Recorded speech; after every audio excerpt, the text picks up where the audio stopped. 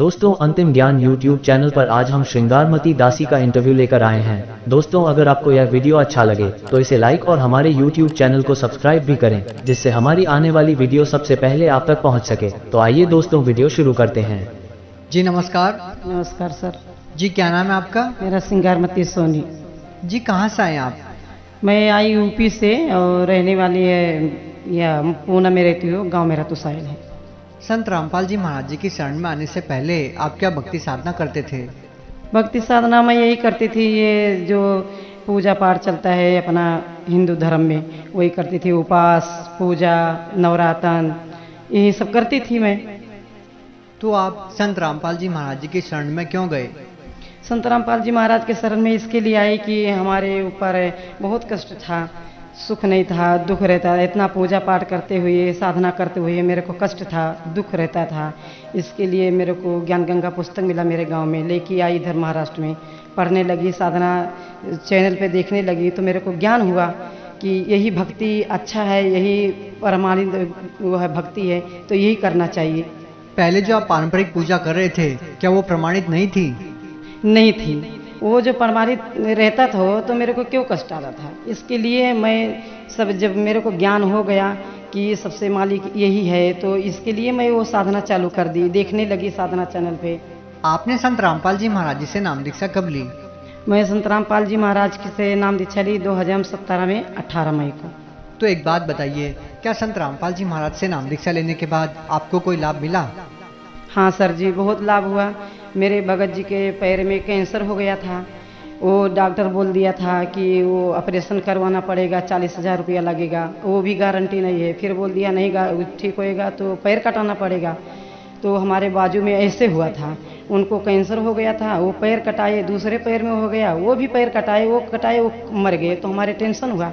तो संत रामपाल जी महाराज से मैं अर्जी लगाई कि मालिक जो ये भगत जी का पैर काटाना पड़ेगा तो फिर मेरा रोजगारी सब सुख शांति कैसे मिलेगा, कौन जी आएगा, हमारे 4 बच्चे हैं।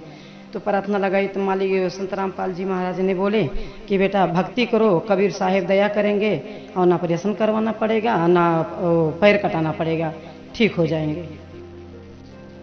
तो क्या संत रामपाल जी महाराज जी से आपको वो लाभ मिला? हाँ, तो ठीक हुए।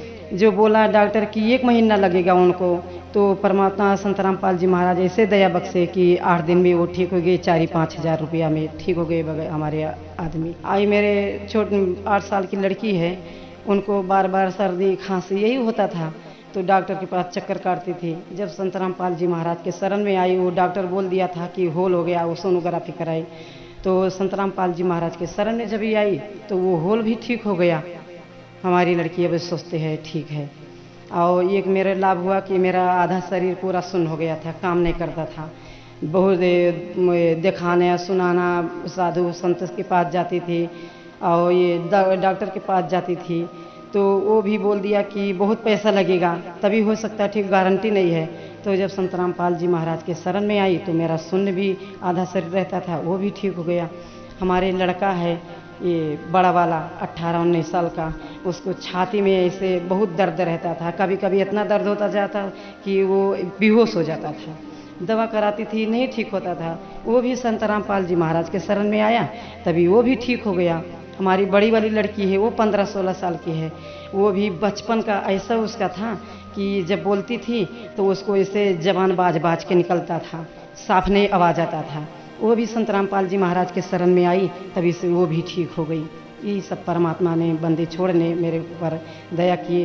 फिर हमारे एक ही आदमी कमाने वाला, 4-5 बच्चे खाने वाले, कैसे गुजारा नहीं करेगा। मैं कर्जा हो गई थी, कर्जा नहीं निकाल सकती थी। सब लोग बोलते थे कि मेरा कर्जा दो, मेरे मजबूरी था। तो जब से संत रामपाल जी महाराज के शरण में आई तभी से हमारे माने आदमी को काम चलने लगा, ठीक ठाक से चलने लगा, कर्जा भी मुक्त हो गई, सुख शांति हो गई। हमारे बच्चे भी ठीक ठाक से रहते हैं। आज घड़ी हमारे बच्चा बड़ा वाला ये फर्नीचर का काम करता है, 18-20 हज़ार उसको माने पगार है। छोटा वाला भी काम करता है, भगत जी का भी मालिक दिए अच्छे रोजी से सुख शांति बहुत मिलता है। बहुत छोटा मोटा लाभ तो रोजी होता है, लेकिन परमात्मा ने संत रामपाल जी महाराज ने बहुत लाभ मेरे को दिया।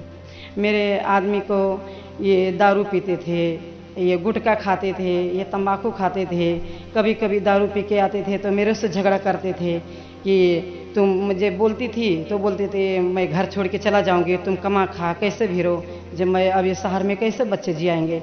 मारे डर के उससे नहीं बोलती थी कि जाने दो पीते हैं। फकीर जब संत रामपाल जी महाराज के शरण में आए, आज वो दारू शराब गुटखा मांस क्या जो हमारे बाजू में कोई आता है तो मैं दूर हो जाती, ऐसा मेरे को बहुत नफरत हो गया। संत रामपाल जी महाराज के शरण में आए से मेरे को बहुत परमात्मा में लाभ दिया, सुख शांति दिया। हमारे वो पति को शुगर हो गया था, शुगर से इन्फेक्शन हो गया, कैंसर हो गया, सब परमात्मा ने बंदी छोड़ने ठीक किया। संत रामपाल जी महाराज ने आज हम सुखी से जीवन जी रहे हैं, कर्जा भी मुक्त हो गए। हमारे घर में 2000-4000 हमारे घर में नहीं रहता था, आज मालिक ने 10-10, 20-20 हज़ार हमारे घर में रखा रहता है। यही सब संत रामपाल जी महाराज ने लाभ दिया मेरे को। आप भगत समाज को क्या संदेश देना चाहते हैं? भगत समाज को संदेश क्या दे सकती हो? संदेश तो हमारे संत रामपाल जी महाराज देते हैं। भकीर हाथ जोड़ के प्रार्थना कर सकती हूँ कि जो हमारे भाई बहन मेरे को देख रहे हैं, मेरा मालूम है कि मेरे ऊपर कितना कष्ट था, आज परमात्मा संत रामपाल जी महाराज मेरे को कितना सुख दिया। तो यही प्रार्थना है कि संत रामपाल जी महाराज के सत्संग सुनो, उनको पुस्तक पढ़ो, आपका ज्ञान हो जाएगा। आप शरण में आओ, अपना नाम दीक्षा लो, अपना कल्याण करो। मनुष्य का जीवन बार बार नहीं मिलता है, एक ही बार मिलता है 84 लाख भुक्त के। कभी कुत्ता बनो, कभी गधा बनो, मनुष्य का जीवन क्या है? जो हम मनुष्य के जीवन मिलके, हम संत रामपाल जी महाराज बोलते हैं मनुष्य का जीवन मिला, परमात्मा का भक्ति नहीं करेंगे तो मेरे को मनुष्य का जीवन मिलने से क्या मतलब है।